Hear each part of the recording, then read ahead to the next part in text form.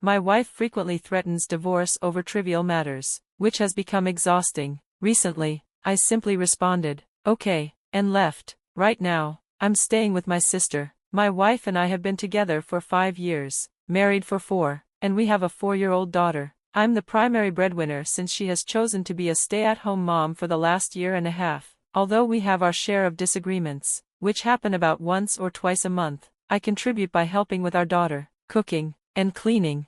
The first time she mentioned divorce was during an argument about my sister, who needed a place to stay due to her relationship issues. I thought it was fair to let her stay since my wife had previously welcomed a friend into our home for 5 weeks without discussion. My sister ended up being a great help during her week with us, cooking, cleaning, and spending quality time with our daughter. I believed we had moved past that disagreement. Most of our fights stem from minor issues and aren't initiated by me. I've suggested counseling, but my wife insists we don't need it. Last night, after she accused me of neglecting our family due to long hours at work, she ended her tirade with the familiar, "I want a divorce." Frustrated, I replied that my work hours were a necessity because she refuses to contribute financially. In the heat of the moment, I mistakenly referred to our money as my money. We had agreed to split finances for bills, savings, and fun expenses. She declined to find a job or go back to school, leaving me as the sole provider. I prioritize my daughter's needs, always making time for her events and appointments. My wife, however, rejected any suggestion of therapy. I can't keep living like this, so I'm planning to have my lawyer prepare the divorce papers. I took my daughter's things and moved in with my sister. It's been 2 days since I left, and my wife has been calling and texting, apologizing and expressing her desire to work things out. I love her and recognize that she is a good mother, but I feel overwhelmed. I've consulted a lawyer, and I've known my wife since we were teens. Update. Unfortunately, this isn't a positive update. My earlier post discussed how my wife's constant threats of divorce pushed me to leave with our daughter. After taking some time to reflect, I realized I had to show her the seriousness of the situation. We agreed to go to couples therapy, which was an enlightening experience that helped us communicate better. She began to show more initiative by finding a job, making new friends, and exploring hobbies. However, tensions resurfaced when she double-booked plans for our daughter's event with a new work engagement. During a heated argument, she muttered, "I knew marrying you was a mistake." I was taken aback. I no longer recognized the woman in front of me. When I asked her to repeat herself, she stated she should have divorced me years ago. I walked away, taking our daughter to the planned event. This led me to file for legal separation. We agreed to maintain our marriage legally but separate our finances. While I would continue paying for health insurance, we decided to share custody, with 70% of the time for me and 30% for her. One day, while I was with my daughter, I needed my wife to take her for a few hours. I notified her a week in advance, and she agreed. However, when I arrived to drop our daughter off, I saw an unfamiliar car in the driveway. As I rang the doorbell, my heart sank when a shirtless man opened the door, asking who I was. When my wife appeared, her expression changed from curiosity to shock, horror, and sadness. Now, with the legal separation approaching its end, I'm preparing to file for divorce. My daughter is my main concern. She doesn't fully understand the situation, only that her parents are unhappy. I find myself reflecting on my childhood, determined not to replicate my parents' mistakes. While I never wanted this outcome, it seems unavoidable. I wish to create a loving environment for my daughter, showing her the best life possible. Thank you for the support and advice I've received. Story 2. Am I wrong for insisting my sister uphold her end of our custody agreement? There's a lot of background here. My sister, Lily, 35F, had my niece, Emma, 9F, when she was 26. At that time, she was living with my parents alongside her boyfriend, both of whom had just completed rehab for heroin addiction. Unfortunately, neither managed to stay clean, and Lily used drugs during her pregnancy. When Emma was nearly 2 months old, Lily came to me, pleading for help. She asked if I could take care of Emma for 2 months while she checked into rehab to get clean. At 22, I was juggling law school while living in a small efficiency apartment. My sister was in a tough spot, struggling with addiction and unable to care for her newborn, Emma. So, I stepped in and took my niece under my wing. My sister went through rehab, but every time she seemed to get clean, she would fall back into old habits, often influenced by her boyfriend, who was still using. This back and forth lasted 5 long years, during which I became Emma's legal guardian, though I initially thought it would be a temporary arrangement. Each time my sister brought up taking Emma back, I would agree, but only if they both passed a drug test, which never happened. When Emma was nearly 6, my sister shared that she was pregnant again. This time, she was committed to her sobriety and had been clean for about 8 months. It was a challenging transition for both Emma and me. As she moved back with her parents, we established a custody agreement that allowed me to keep Emma every weekend while she spent the weekdays with her mom and dad. For the first year, we all attended family therapy together, which helped us adjust to this new dynamic. Now, my sister is pregnant once more, and she and her husband have decided that Emma shouldn't visit me on weekends anymore. They claim that she comes home behaving poorly, and while I understand the concern, I explained that Emma gets my full attention when she's with me. It must be difficult for her to adjust from being the sole focus of my care to sharing her parents' attention with a new sibling while dealing with her mom's morning sickness. I even offered to take my nephew for weekends to give my sister a break, but she simply told me that Emma would be taking a break from our weekends together.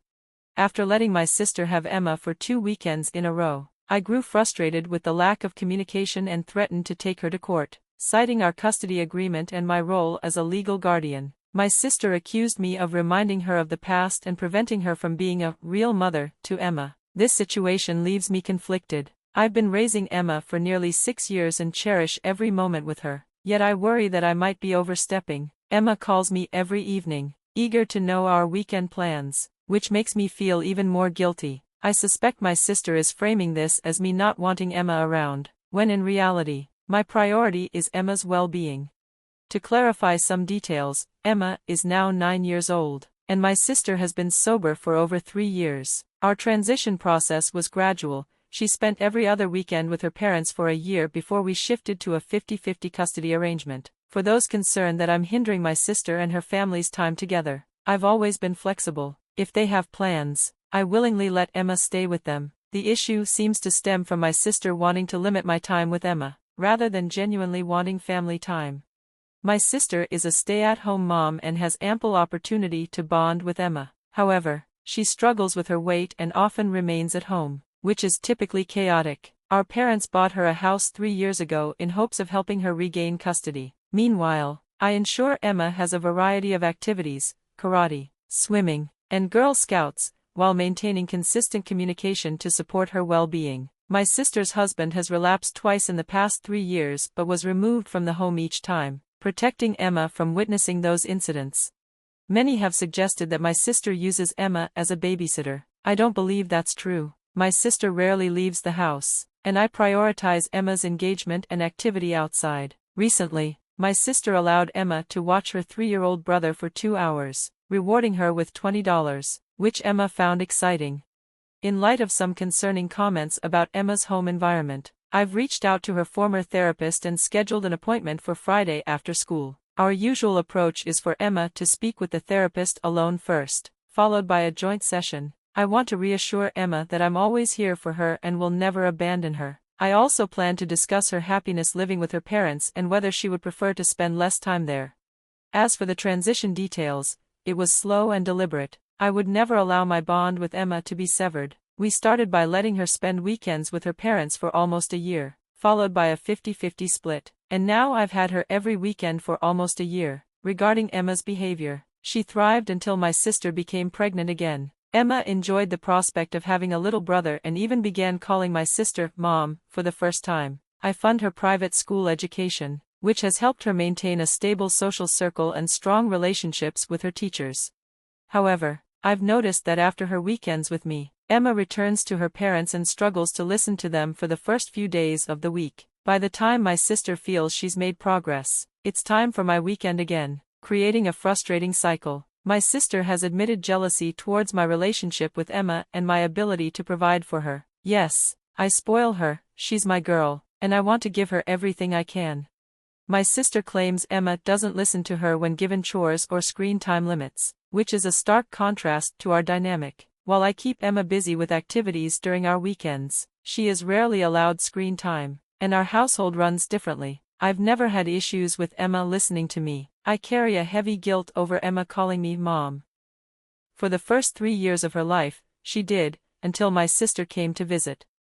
When Emma referred to me as Mom, Lily had a complete breakdown, screaming and crying about how I could let Emma believe I was her mother. The scene was frightening and confusing for Emma. In the aftermath, my parents decided it was best for Emma to call me something else, anything but Mom. While there was no clear agreement on what that should be, the consensus seemed to be that I was not the antagonist in this situation. Update: I've received so many messages asking for an update, but the last month has been a whirlwind. In short, my sister had a baby, and I now have custody of all 3 children. After taking Emma to an emergency therapy session, she opened up about the emotional manipulation Lily had subjected her to. Apparently, my sister had told Emma she needed to beg me to take her in as a baby, implying I never wanted her and returned her as soon as I could. To give my sister some credit, I was initially hesitant to take Emma in. At the time, I was in my first year of law school, living in a tiny apartment and struggling financially.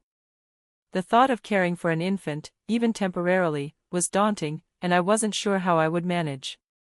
I relied heavily on government assistance and my parents, but that didn't mean I didn't love her or want to give her up. I was trying to do what I believed was best for her. After the therapy session, I filed for an emergency custody order, citing parental alienation, but also noting that Lily was using marijuana, which violated the conditions of her custody. It's illegal in my state, and she doesn't have a prescription. I requested a drug test and a home visit, emphasizing the state of her home, which was not just messy but posed a health hazard and resembled a hoarding situation. I was granted emergency custody, and CPS arrived at my sister's home the following Monday. I anticipated this outcome. I mentioned in my previous post that I was confident I could regain custody because I was aware of her marijuana use.